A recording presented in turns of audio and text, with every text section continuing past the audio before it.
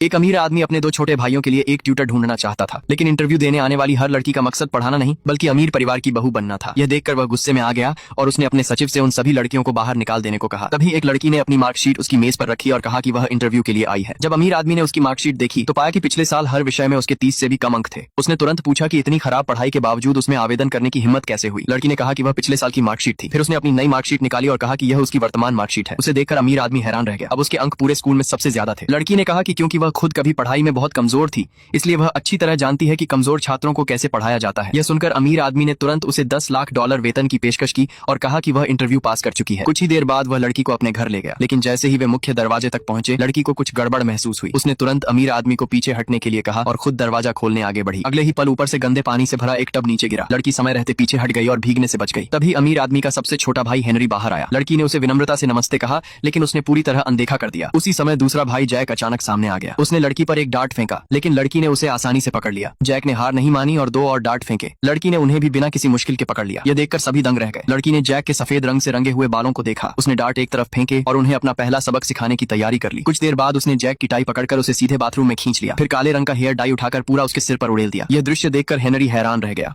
क्योंकि आज तक किसी ने जैक के बालों को छूने की भी हिम्मत नहीं की थी। जैक गुस्से से खड़ा हो गया और कसम खाई कि वह एक दिन इसका बदला जरूर लेगा। लेकिन जैसे ही वह अपने बाल धोने वाला था, लड़की ने अपने बालों की रबर निकाली और उसके हाथ बांध दिए। उसने कहा कि जब तक हेयर डाई पूरी तरह सेट नहीं हो जाती, वह अपने बाल नहीं धो सकता। अमीर आदमी लड़की के तरीकों से काफी संतुष्ट था। आखिरकार कोई ऐसा मिला था जो उसके दोनों छोटे भाइयों को काबू में रख सकता था। इस तरह लड़की सफलतापूर्वक उस घर में रहने लगी। अमीर आदमी ने उससे कहा कि अगर वह पूरे 3 दिन तक इस घर में टिक गई तो उसे अतिरिक्त $10 लाख इनाम के रूप में दिए जाएंगे। लड़की ने तुरंत धन्यवाद कहा और भरोसा दिलाया कि वह दोनों लड़कों को अच्छी तरह पढ़ाएगी। दूसरी ओर दोनों भाई लड़की को घर से निकालने की योजना बनाने लगे। हेनरी ने अपनी घड़ी उतारी और कहा कि वे लड़की पर चोरी का आरोप लगाएंगे। जैक ने भी अपनी घड़ी उतार दी और उसी योजना में शामिल हो गया। कुछ समय बाद हेनरी ने अमीर आदमी से शिकायत की कि लड़की ने उनकी घड़ियां चुरा ली हैं। क्योंकि वे घड़ियां उनकी दिवंगत मां का जन्मदिन का उपहार थीं, इसलिए अमीर आदमी तुरंत उनके साथ लड़की को ढूंढने निकल पड़ा। लड़की अभी पूरी तरह उलझन में ही थी कि हेनरी सीधे उसके कमरे में घुस गया और अलमारी से दोनों घड़ियां निकाल ली। तब लड़की समझ गई कि उसे चोरी के झूठे आरोप में फंसाया जा रहा है। उसकी नजर हेनरी की उभरी हुई जेब पर पड़ी। वह आगे बढ़ी और उसकी जेब से चाबियों का एक गुच्छा निकाल लिया। अमीर आदमी ने पूछा कि उसके पास लड़की के कमरे की चाबियां कैसे आईं।